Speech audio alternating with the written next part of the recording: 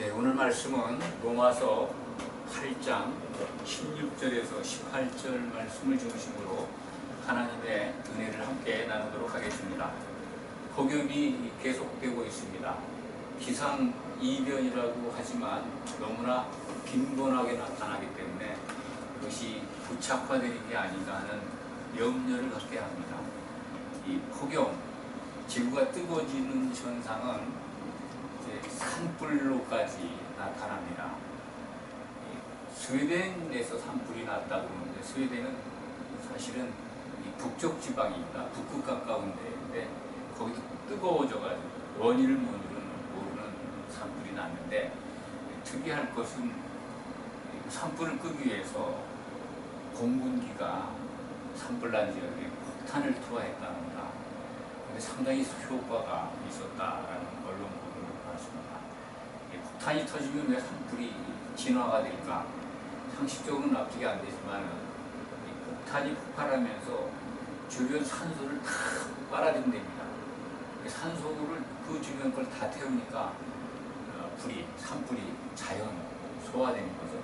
불은 산소를 필요로 하니까 산소를 먹어버리니까 폭탄이 산불 진화에 많은 도움을 받았다 하는 언론 보도를 접한 바가 있습니다. 산불뿐만이 아닙니다. 이 재앙은, 폭염 재앙은 사람들, 온열 질환 사람들의 생명이 참 노약자들이 힘겨운 시간들을 보내고 있고, 또 이 폭염은 홍수로, 태풍으로 지구촌을 점점 재앙의 숲으로 몰아가고 있는 그런 느낌입니다. 산불은 그리스에서도 아주 대단하게 엄청난 인명 피해를 냈습니다. 며칠 지나갔지만 이 해안가 절벽에 있는 도시들 피할 데가 없어서 해안가로 떨어지면, 피하면 다 떨어져 죽는 것이고, 불은 몰려오고 집안에 갇혀서 참 많은 생명들이 다 죽었다. 불이 그러니까 해안가 그 절벽 위에 있는 도시까지 그냥 덮쳐버린 겁니다. 정말 상상할 수 없는 재앙이 지구촌을 휩쓸고 있습니다. 이러한 지구가 뜨거워지는 현상 속에서 오는 재앙, 이 가운데 우리는 무엇을 발견할 수 있을까요? 성경은 지금 우리가 살고 있는 땅, 지구와 이 하늘들, 보이는 하늘과 보이지 않는 하늘, 이 하늘과 땅을 불로 소각한다라고 우리에게 알려주고 있습니다. 성경은 구체적으로 이 지구의 종말을, 우주의 종말을 불로 태워버린다. 그래서 지금 하늘과 땅은 간 곳이 없는 것을 성경의 마지막 책에서는 우리에게 보여줍니다. 간 곳이 없습니다. 그럼 남는 게 뭘까요? 이것이 우리에게 주는 소망이고 복음입니다. 남는 것, 이 땅에, 이 세상에 존재했던 창조된 것, 만들어진 것 중에 남는 것은 유일하게 성도들입니다. 성도들만이 남습니다. 그것을 재료로 새 예루살렘을 만드시겠다는 것이 하나님의 계획입니다. 얼마나 우리가 대단합니까? 그것이 가장 성경을 통해서 발견해야 될 가장 귀한 믿음의 가치입니다. 그것이 없다면 그런 것들을 빼놓고 교회에서 무엇을 가르치고 무엇을 소망을 갖게 합니까? 성경은 가장 정확하게 우리에게 종말을 경고하고 있습니다. 불로 태워버린다는 겁니다. 그리고 믿음의 탈락자들이나 마지막 심판대에 생명체계 없는 자들은 가는 곳이 불못입니다. 불속입니다. 불지옥과는 다르죠. 지옥불과 다른 불못이라는 곳으로 들어간다라고 성경은 기록하고 있습니다. 오늘 말씀은 로마서 8장인데요. 저는 이 로마서 8장 16절을 믿음의 초기에 읽으면서 상당히 의아해 했습니다. 성령은 뭐고 우리의 영은 뭔가?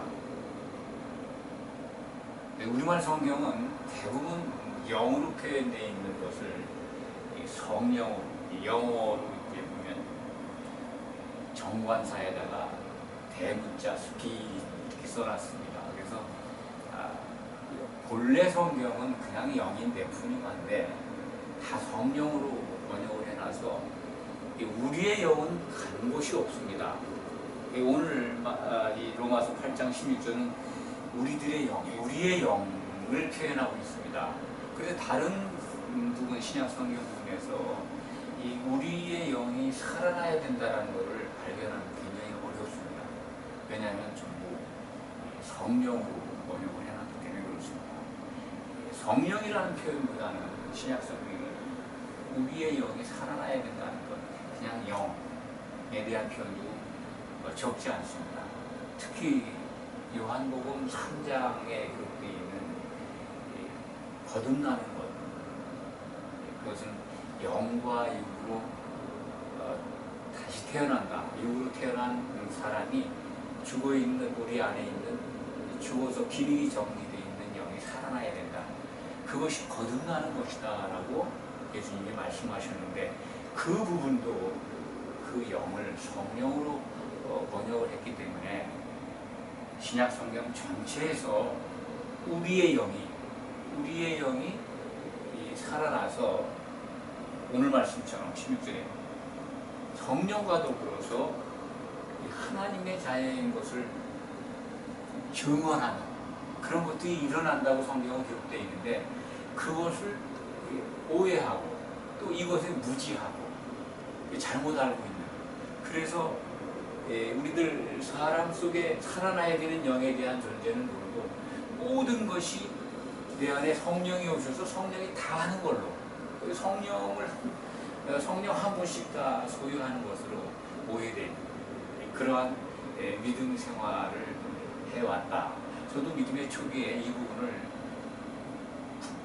분별하지 못했습니다. 구별이 안 됐습니다. 내 영은 뭐 성령은 받아야 된다. 성령이 오시면은 우리 안에 있는 내 영과 성령의 기능이 그것이 아닌가? 라고 한마디로 헷갈렸던 무지했던 그런 시절이 있었습니다. 오늘 말씀을 드리지만요 가장 중요한 것 예수님이 말씀하시는 이 영의 거듭남 이것을 혼돈하면 안 됩니다. 구약시대에도 우리는 성경을 통해서 하나님의 사람으로 하나님께 속한 사람들을 구약 성경을 통해 볼 수가 있습니다. 하나님이라는 분은 신은 우리가 믿는 유일신 하나님은요 산자의 하나님이십니다. 죽은 자 앞에 하나님의 이름을 붙일 수가 없습니다.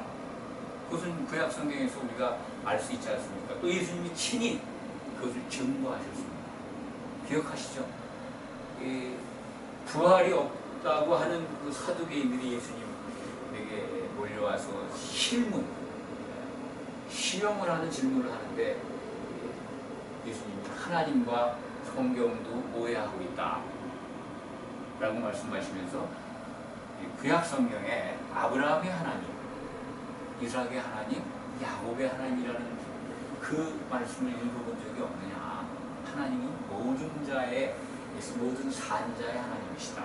그러니까 아브라함은 죽었지만은 아브라함은 하나님께 대해서 산자라는 겁니다. 어떤 산자일까요? 영이 살아난 자라는 겁니다. 생명체의 이름이 기록되어 있다는 거죠. 그래서 성령이 보혜사가 오셔서 우리에게 교회를 세우게 하시고 진리를 알려주시는 예수님이 부활 순천하시고 보내시는 보혜사 성령이 오시기 전에 사람들이 내 영이 거듭나는 은혜가 임했던 것을 우리는 성경을 통해 알 수 있는 겁니다. 그래서 예수님을 따라다닌 12사도, 11사도 그들이 성령을 받기 전에 성령이 오시기 전에 산자라고 생명책의 이름이 기록됐다고 하는 예수님의 그 인정을 받지 않습니까? 성경은 우리 영이 살아나야 되는 것을 거듭나는 것이다. 그 거듭난 자들이 들어와서 혼의 구원을 이루어야 되는 것, 그것이 복음입니다. 예수님이 신약 성경에서 구원을 얻었다, 구원을 이루라, 이 말씀, 예수님이 우리에게 주신 구원이라는 말씀, 정확하게 말씀을 드리면요, 혼의 구원입니다. 거듭난 자들이 교회를 이루어서 사도들의 기초소 위에 교회로 세워지는 것, 그래서 믿음의 결론이 혼의 구원이다. 베드로전서 1장 6절에 기록되어 있습니다. 믿음의 결국은 혼의 구원을 위함이다. 이것은 영의 거듭남과는 다른 겁니다. 그러니까 신약 성경에서 구원을 이루라, 구원에 도달해야 된다고 하는 말씀은요, 혼의 구원을 말씀하는 겁니다. 혼의 구원은 개인적인 영의 거듭남과 다른 겁니다. 이것을 구별하지 않으면 성경을 이해할 수 없습니다. 정말 잘못된 성경 해석, 인간이 만든 전통에 의해서 믿음을 따라가다 보면 그 믿음의 결국에 도달하지 못하고 아주 낭만스러운 황당한 믿음의 결국을 얻을 수 있습니다. 오늘 말씀을 로마서 8장 16절에서 18절까지 이 말씀을 가지고 중심적인 말씀을 가지고 지금 증거하고 있습니다만, 이러한 것들, 구원에 관한 것을 잘 정확하게 구별하지 못하고 있기 때문에 교회가 이 세상의 복을 받는 것, 세상에 속한 복을 주는 것, 그렇게 흘러가고 변질되어 버렸습니다. 그러다 보니까 이 세상 복을 바라보는 교회에 들어와 있는 믿는 자들에게, 그들에게 주된 관심사는 세상적인 겁니다. 세상에 속한 겁니다. 세상에 속한 것은 곧 성령을 통해서 우리가 그 부분을 갖다가 이해를 한다면 사람에게 속한 겁니다. 세상에 속한 게 뭡니까? 사람에게 속한 겁니다. 하나님께 속한 것을 더 바라보고 그걸 즐겨하고 기뻐하는 게 아니라 사람 속에 있는 것을 더 찾는다는 겁니다. 교회가 사람에게 칭찬받고 사람에게 박수받는 것에 익숙해졌다는 겁니다. 하나님께 속한 것이 아닌 사람에게 영광을 받으려고 노력한다는 겁니다. 그래서 사실은 그렇습니다. 성경에 보면 하나님께 속한 걸 추구하는 자들은 고난이 따릅니다. 신약 성경은 오늘 말씀도 그렇잖아요. 하나님께 속한 영광을 받기 위해서는 고난도 함께 받아야 된다라고 말씀합니다. 이 고난에 관한 말씀이 여러 군데 나오지 않습니까? 신약 성경에. 정말 장차 나타날 성도들이 받을 그 영광은 지금 우리가 받는 아주 지극히 가벼운 그 고난과 비할 바가 없다라고 사도 바울은 고린도 후서에서 우리에게 알려주고 있습니다. 그런 것들을 기억해야 합니다. 이 사람에게 속한 것을 바라보고 박수를 받고 갈채를 받고 환호를 받고 거기에서 취해서 칭찬에 취해서 이 교회가 먹는다면 그것은 하나님께 속한 교회가 아닙니다. 근데 사람들은 말이죠, 저도 그런 경향이 있습니다. 그것을 부인하는 건 아닙니다. 자기가 속한 것에 대해서 굉장히 너그럽습니다. 아주 뻔뻔스러울 정도로 너그럽습니다. 나는 예외라는 거예요. 성경은 이렇게 말씀하고 나는 사람들에게 속한 칭찬과 박수를 기대하고 환호를 기대하고 그렇게 살면서 자기는 예외라고 생각합니다. 셀프 인정? 참 너그럽습니다. 또 자기가 속한 교회, 그런 어떤 환경에 대해서는 우리는 아닐 거야 라고 굉장히 너그럽습니다. 우리는 세상에 속한 곳에 대해서 바라보지 않고, 우리는 세상 사람들로부터 박수받지 않고, 우리는 우리 교회 안에 모인 아주 구별된 사람들이 서로 환호하고 박수하고 칭찬하는 거지, 세상이 주는 것 그거에 빠져 있는 게 아니야. 물론 자기 자신은 더욱더 구별되어 있고, 절대 나는 세상 걸 탐하지 않아 라고 생각합니다.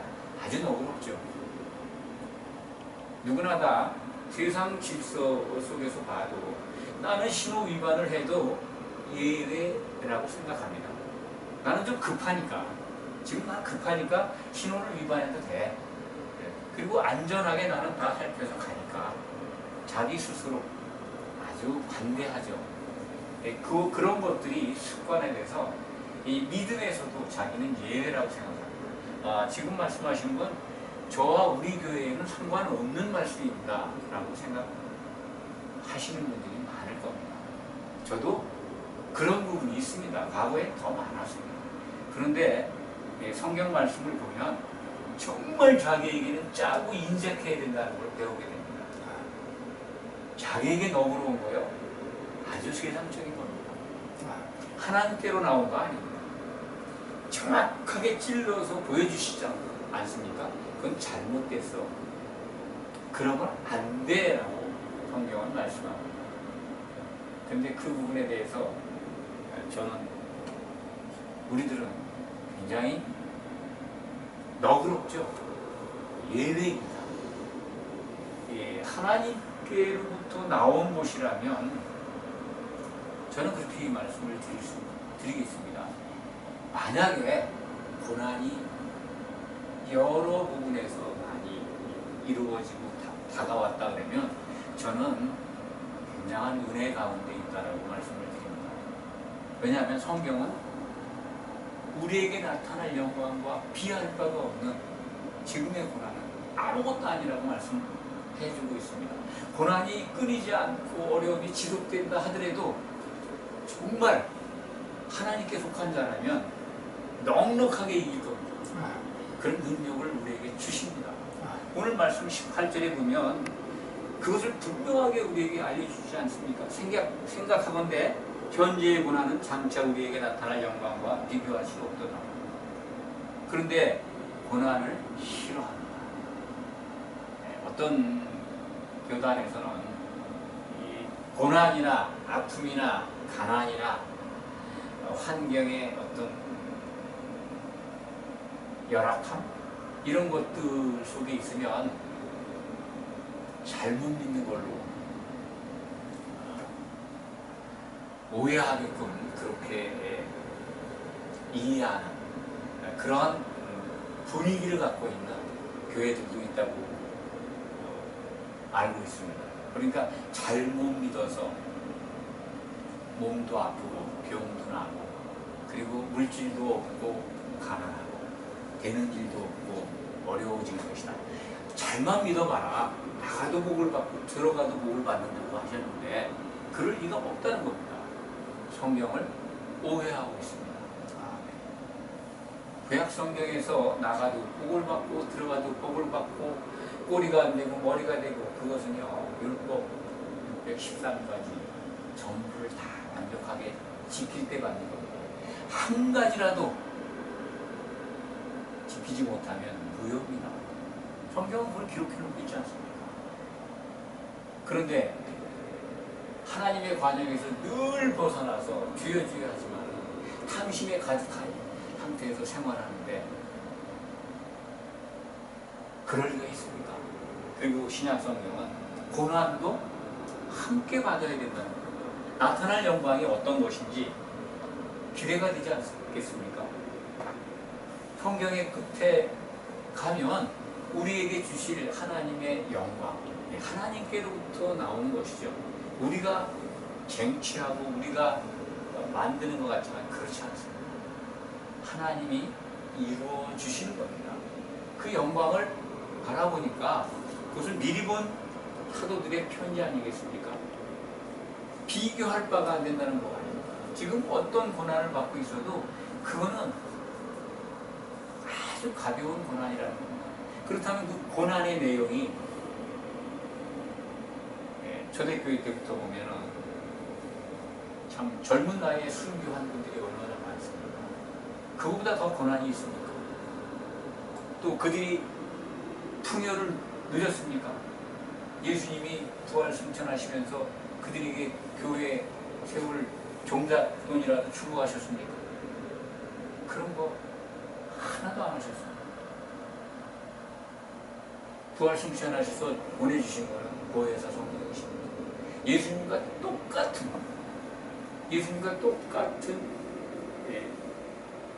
보혜사를 보내주셨지, 물질을 부어주고 어디 가서 교회를 세우라고 뭐 대리석으로 뭐 빚가 먼저 뭐 금으로 치장해서 화려하고 웅장하고 많은 사람들이 모여서 예배 드릴 수 있는 그들이 말하는 성전을 주신 적이 없습니다. 다들 성전을 크게 짓고 화려하게 꾸민 다음에 하나님이 주셨다라고 말씀합니다. 성경에 그런 말씀은 없습니다. 성경은 아주 핵심적으로 신약 성경은 구원이 적다라고 증거합니다. 그런 말씀들은 전혀 관심이 없어요. 참으로 통탄한 일입니다. 구약 성경은 아주 구체적으로 숫자적으로 홍해를 건너서 출애굽해서 홍해를 건너고 광야 생활을 한 그 이스라엘 백성 60만 명이 넘는 장정들이죠. 이스라엘 장정들 가운데 두 사람만 가나안 땅에, 요단강을 건너 가나안 땅에 들어갔다고 하는 것을 우리에게 보여주고 있습니다. 그 확률을 한번 생각해 보시기 바랍니다. 60만 명 중에 두 사람, 30만 분의 1 정도 되는 거 아니겠습니까? 그게 확률입니다. 가나안에 들어가는 게, 새 예루살렘에 들어가는 걸 그림자로 보여주는 겁니다. 수많은 교회와 수많은 성도들이 주여 그리고 할렐루야를 외치지만 새 예루살렘 속에 입성하는, 거기에 들어가는 그 전에 혼인잔치에 참여하는 놀라운 영광, 그 숫자, 이제 우리는 생각해 보아야 합니다. 성경 속에서 두루뭉술 구원과 영광과 무슨 복 이런 것들이 취해 있는 게 아니라 이 세상이 주는 복과 비스무리하게 복음이 주는 복을 섞어가지고 그렇게 전하고 또 그것을 받아들인다면 너무나도 안타까운 현실입니다. 현재의 우리 기독교 안에 있는 정말로 공개해서 이렇게 드러낼 수 없는 안타까운 모습들입니다.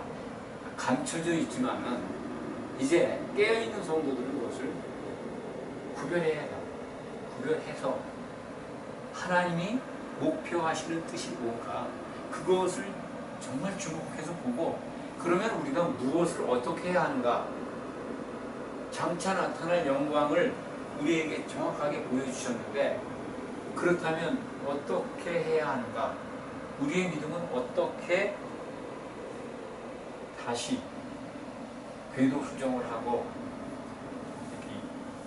다듬어지고 방향 전환을 해야 하는가 하는 것을 알게 합니다. 그런데 제가 말씀드렸잖아요. 칭찬과 박수와 환호에 빠져버리면요, 그 중간을 못합니다.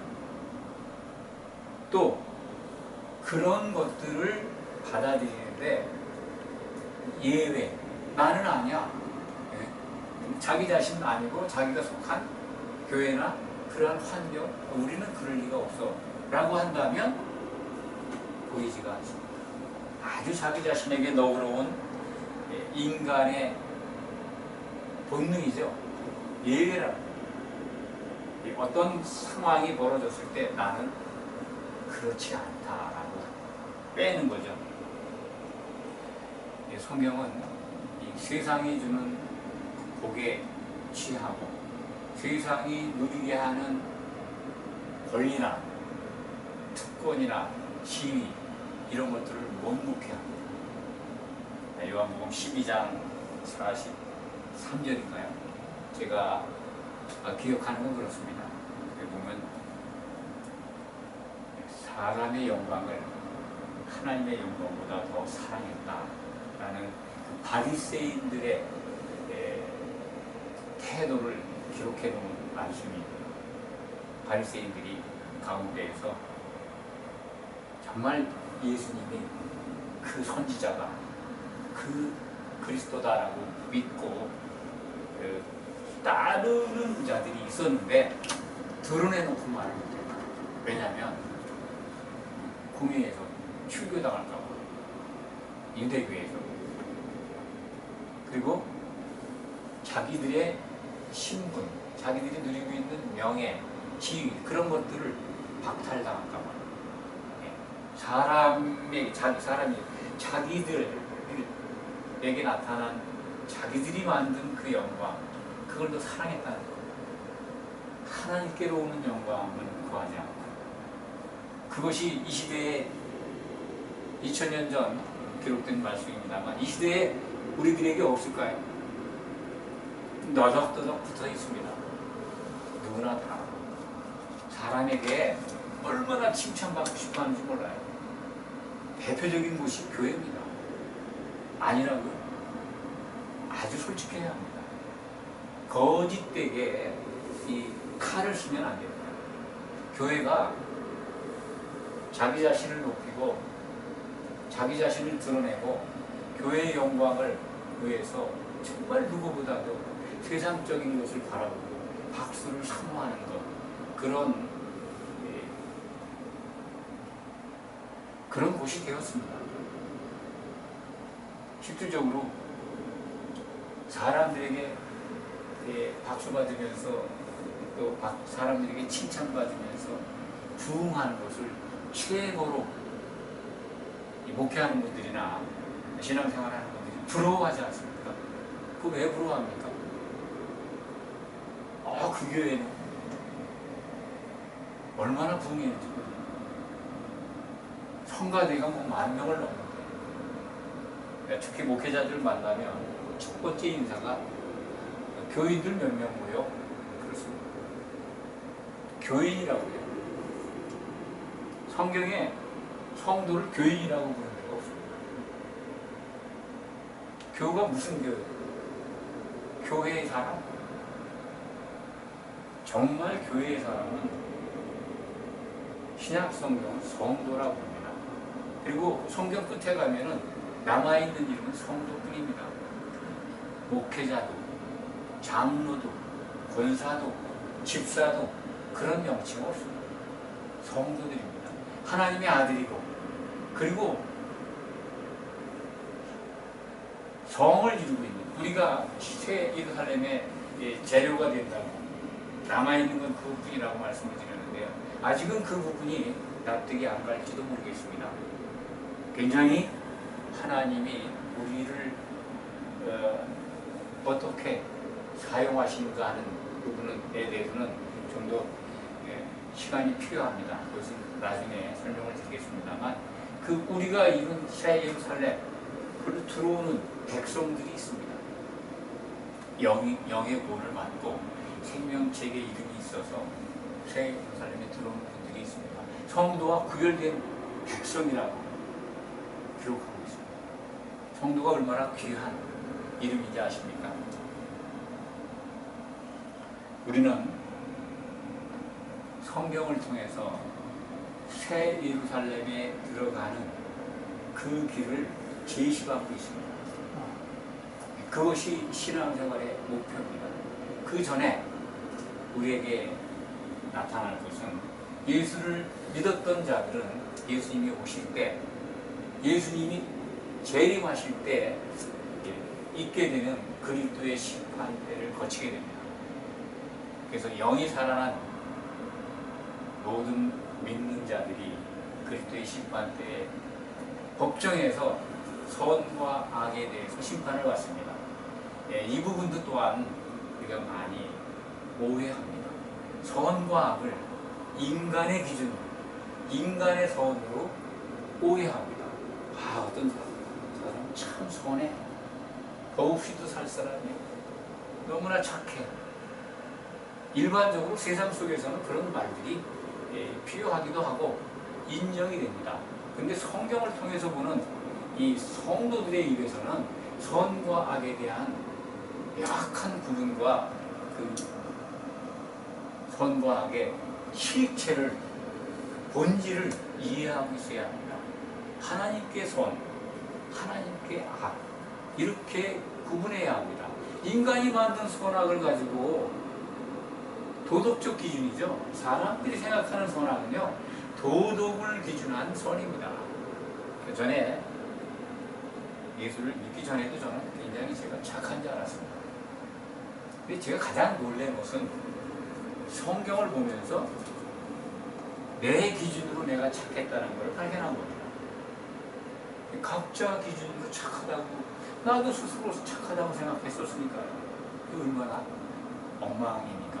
그 기준이. 선의 기준은 하나님께만 있는 겁니다. 선한 분은 오직 한 분입니다. 하나님 아버지 한 분입니다.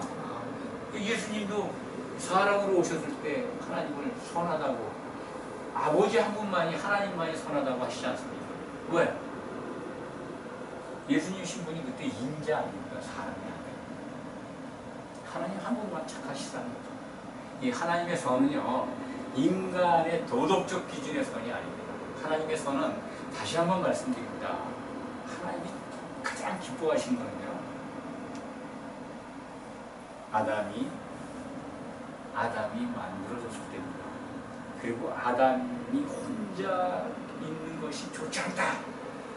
독처하는 것은 내가 나쁘다, 악하다는 겁니다. 좋다, 선하다는 겁니다. 그래서 아담이 정전사에 피를 흘려서 아담의 아내를 갖다가 주시는 겁니다. 마찬가지로 예수님이 십자가에서 피를 흘리고 그의 아내를 산 겁니다. 우리는 그의 아내가 되기 위해서 지금 교회 안에 들어와 있는 겁니다. 그래서 그의 아내가 되는 게 가장 기뻐하시는 겁니다. 이게 선입니다. 하나님의 선은 그리스도의 아내의 모습으로 우리 성도가 한 몸을 이루는 겁니다. 그게 그 몸을 위해서 선을 행하는 겁니다. 그게 선입니다. 그런데 교회가 하나 되는데 회방하거나 또는 거기서 떨어져 나갔다면, 실족하게 하거나 실족됐다면 악을 행한 겁니다. 그런 사람들은 그리스도의 심판 때, 예수님 재림하실 때 펼쳐지는 거기서 탈락한다는 것이 성경의 기록입니다. 그때 던져지는 곳이 있어요. 혼인잔치에 못 들어가지 않습니까? 선을 행한 자들은, 하나님의 선 안에, 그 교회를 위해서 선을 행한 자들은 성령 안에 있어요. 성령의 기름을 준비한 자들입니다. 근데 그게 없어요. 믿었지만은 불행하게도 혼인잔치에 못 들어가지 않습니다. 깊은 바다에 던져진다는 거예요. 지옥불입니다. 천년 동안, 혼인잔치 이후에 1000년 동안 그리스도의 나라의 통치가, 예수님이 왕이 되셔서 통치하게 되는데, 그 기간 동안에 성도들은 왕 노릇하는데 탈락한 자들은 1000년 지옥불에 갇혀있게 됩니다. 이게 성경의 정확한 기록입니다. 그래서 이 혼인잔치에 들어가는 그것을 성경은 혼외구원이라고 우리에게 일러줍니다. 혼외구원 말씀을 드렸습니다. 예수님이 말씀하시는 구원, 그 구원의 정체는 혼외구원을 이루는 겁니다. 예수님은 피로 교회를 사셨기 때문에 그 교회의 일원이 되기를, 지체가 되기를, 거기에 선을 행하게 되기를, 선을 행하라고 사도들을 통해서 그 길을 일러주신 겁니다. 그래서 그들이 교회의 기초석이 되어 있는 거죠. 12사도가. 이것이 복음입니다. 우리가 자칫 잘못하면 고난보다 영광에 취할 수 있습니다.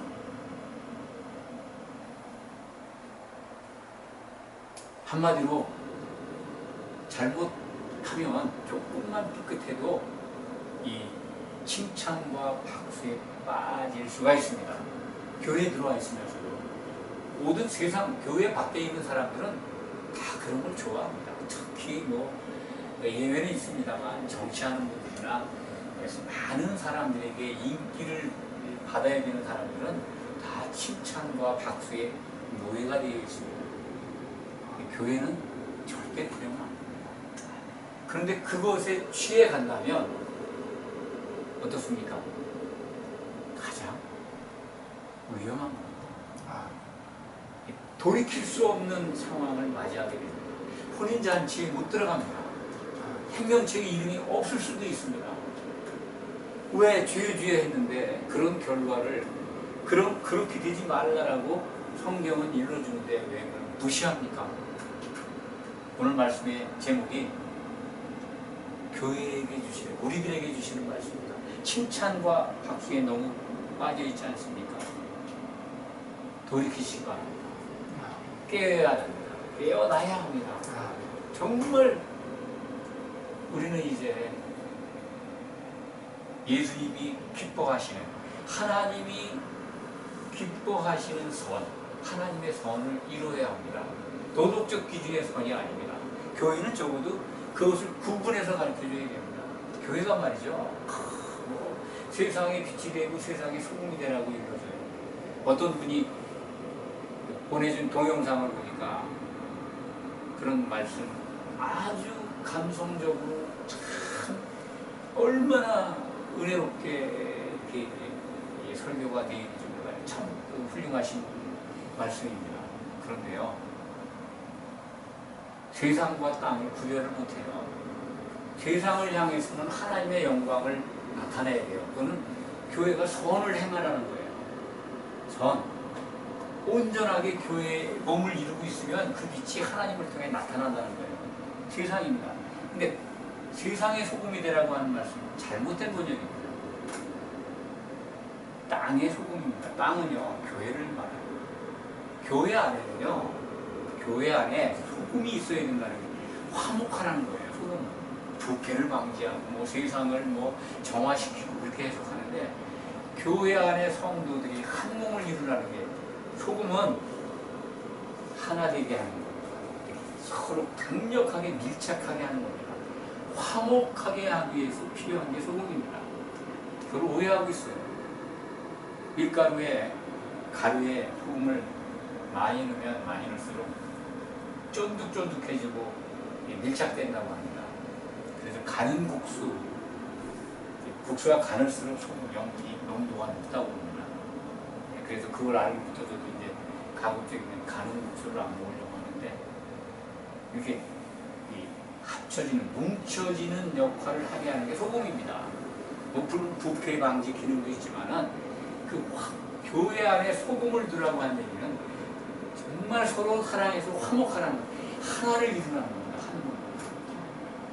그렇게 한 몸을 이루면요, 땅이, 교회가 한 몸을 이루면요, 세상을 향해 빛을 발해요. 이게 올바른 성경 해석입니다. 하나님은 모든 성도가 성령 안에서 하나 되기를 원하십니다. 우리 이 말씀을 듣는 분들만이라도 칭찬과 박수에서 벗어나시기 바랍니다. 굉장히 위험에 빠질 수 있습니다. 기도하겠습니다. 아버지 하나님, 감사합니다. 인간 본능적 많은 상태에서 그 칭찬과 박수에 빠져있는 우리들의 모습에서 참으로 말씀을 통하여 그것이 악하고 그것이 멸망으로 가는 길이라는 걸 알려주셔서 감사합니다. 참으로 사람들에게 박수받고 사람들에게 칭찬받는 것에 익숙해져 왔던 우리들 인생입니다. 이제라도 이제 하나님의 그 그 놀라우신 복음을 듣고 우리는 하나님의 박수를 받고 하나님께로부터 오는 칭찬을 받는 그러한 성도가 되기를 원합니다. 오직 우리에게 장차 나타날 그 영광을 바라보면서 이겨나가기를 원합니다. 우리를 승리하도록 인도해 주시옵소서. 예수 그리스도의 이름으로 감사드리며 간절히 기도하옵나이다. 아멘.